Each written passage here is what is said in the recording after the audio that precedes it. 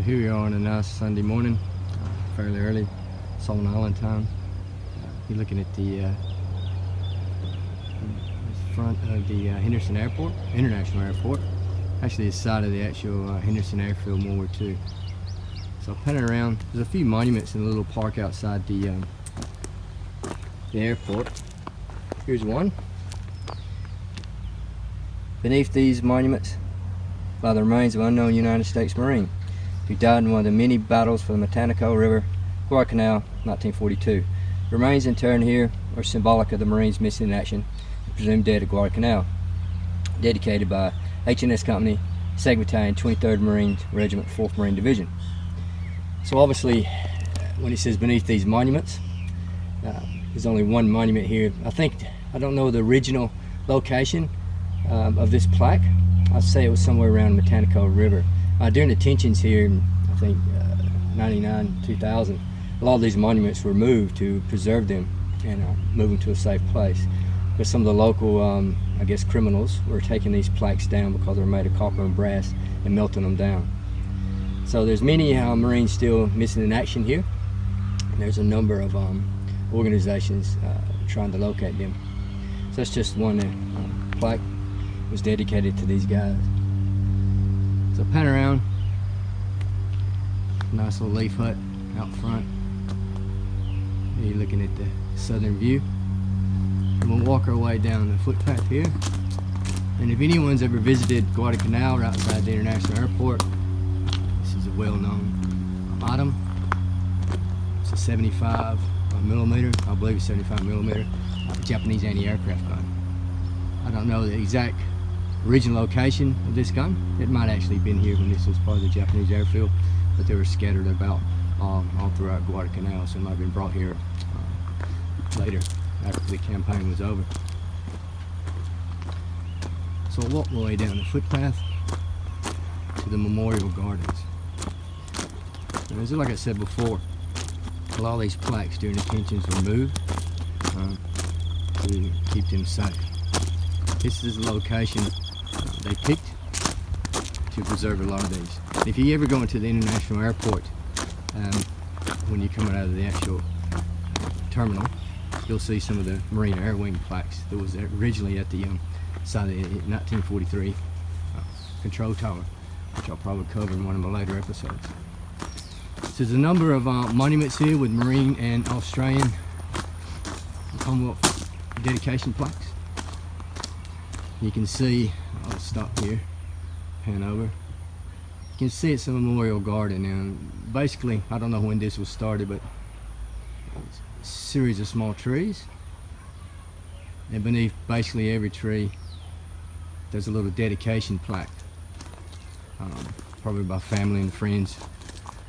I won't go into each of the names due to privacy, but I'm looking at one here. It's a USMC, born 1924 from Pennsylvania. He had a Navy and Marine Corps medal. There's this plaque down there. You'll see a number of them down the rows. Like I said, they're not bodies, they're not ashes. Well, I think in some cases it might be ashes, but the majority are just plaques to memorize the veterans that fought here and the ones that did good work. So this first plaque we'll come to, you obviously recognize the Eagle, Globe, and Anchor from the U.S. Marine Corps. And you pan down, where the sun spots this. I don't know if you can see it or not, but it's 1st Marine Division Association, Semper Fidelis, dedicated to the men of the 1st Marine Division, FMF, which is Fleet Marine Force, who gave their lives in the service of the country, Guadalcanal. Like I said, stated earlier, if these plaques wasn't here, they're pretty well protected because they got 24-hour security right behind me. But if they were somewhere else, the locals would steal them, melt them down, which is very sad. This one over here, see if you can see it, sunlight. It's got the Marine Raider emblem with a wreath around it. Semper Fidelis, dedicated to those intrepid Marine Raiders who gave their lives for their country during World War II. You'll see the Marine Raiders were very instrumental here, 1st Battalion and 2nd. And during the Solomon Islands, you had the 3rd and 4th Battalion, which later merged into the 1st Marine Raider Regiment. So over here is a very important plaque.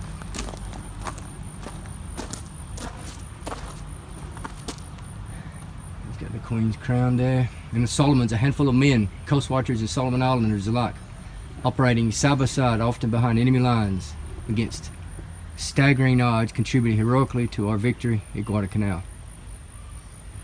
We the Marines salute the coast watchers, our Solomon Island scouts, guides, and stretcher bearers. Their loyalty, dedication, and bravery will equal to all surpassed by none.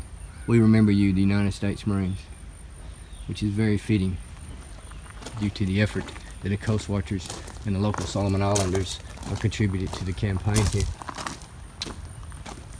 And the last monument, 2nd Marine Division Association, dedicated to those men of the 2nd Marine Division, FMF, Fleet Marine Force, who fought and died on Guadalcanal, the first Allied victory of World War II, August 7th, 1942, February 19th, 1943. The world is free because of you. And some people who's not that familiar with the Guadalcanal campaign tends to forget the 2nd Marine Division was here. In fact, the 2nd Marine Division, the 2nd Marine Regiment, was here from day one. And then when the 1st Marine Division, after a long earned rest, left here, for a long rest, sorry, they left here in December 1942. And then the rest of the 2nd Division arrived and relieved them after that. They fought on to the end in February 1943. And then I think the 2nd Division after that went back to New Zealand to rest and refit, and a lot of them lost their lives, unfortunately, a number of months later at Tarawa or Bayshore. So here we go, here we are. This is just the memorial cemetery or memorial park right outside the Henderson Airport. So if you ever visit Guadalcanal, I'd advise you, especially if you got a bit of time, waiting on an airplane, just walk straight out the front doors over to this little park. It's well worth it. This is following on from the Memorial Garden. So just around the corner. What you're looking at here, basically facing east. Over to my right's the actual runway of the current Henderson Field International Airport, sorry. This was a taxiway during the war. I've got photos of Wildcat and Corsair actually going down this road here. So we'll pan over to the right. What I'm about to take you to is this one is still standing. It's a 1943 control tower for Henderson Field. 1942 tower, which was made of wood. I've got photos of it, stood right beside it. And in 1943 they built this structure here, which was made of steel. And I'll post some photos also with it. You can see what it actually looked like in its heyday.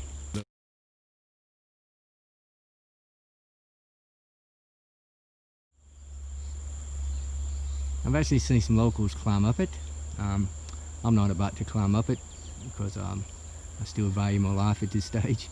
So those steps are quite rotten, even though they got metal foundations, but I'll just look at it from this view. What I mentioned earlier about some of the plaques or monuments that were taken down during the tensions here in 99 to 2000s to preserve them. This is what I was talking about for the Marine Air Wings and Army air units who was here. This was before my time. I'm trying to find some photos of what the actual plaque looked like here, but you can just see the plaque actually went in the middle there. And this plaque, I don't know which one it is, but it's actually located inside the terminal at the Henderson International Airfield, and it's dedicated to the Marine Air Wings. So you pan over here, there's another small monument. This is actually carved in. I don't know what was on the sides, probably small plaques. So like I said, I'd love to get a photo of this original.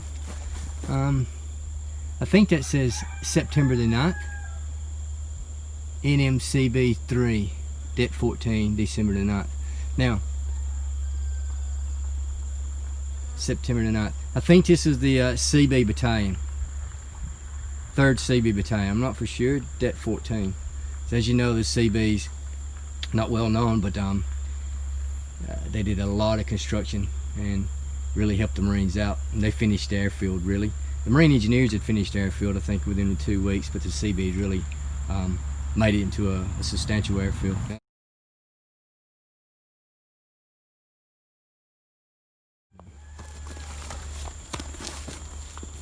I'll give you a little look at the tower here. Make sure I don't step off and fall backwards, which would be quite funny.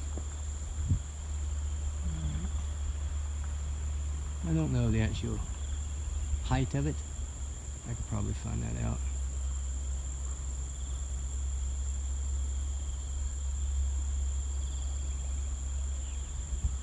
And if you look at the fence line, right on the other side of that was the original airstrip.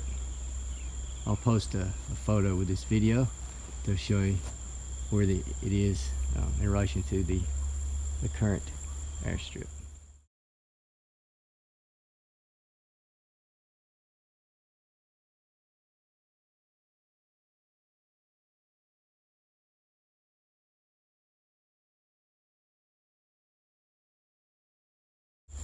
Now, this mound here,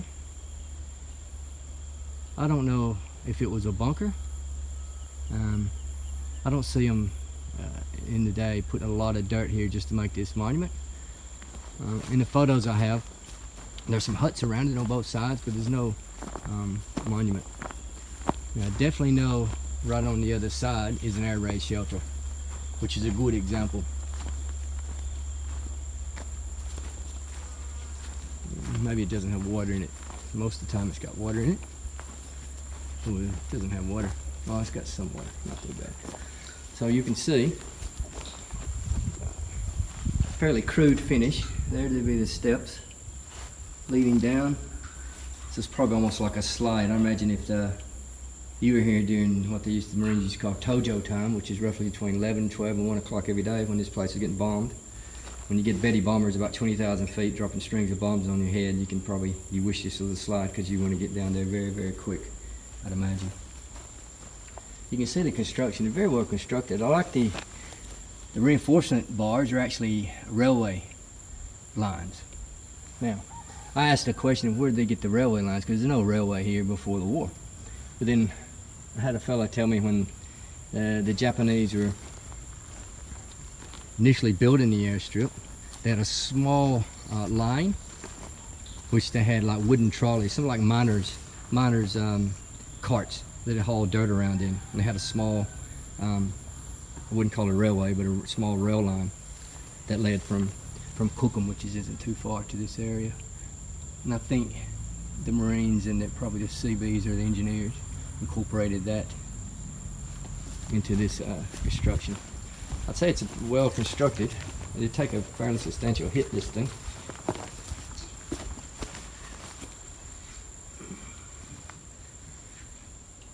It's probably about a half a foot of water in there. It's just solid open concrete.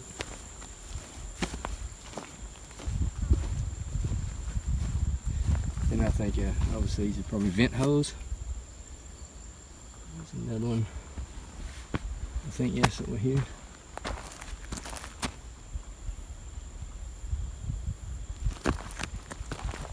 Really don't see any evidence of any bomb work. Looks like some of the locals have been digging around in here.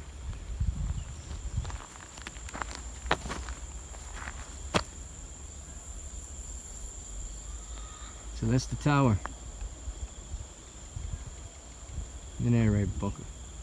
So even if you don't have much time in Guadalcanal, now this is only about a 5-minute walk from the airfield, or airport, so like I said, if you got time to spare, just walk on over.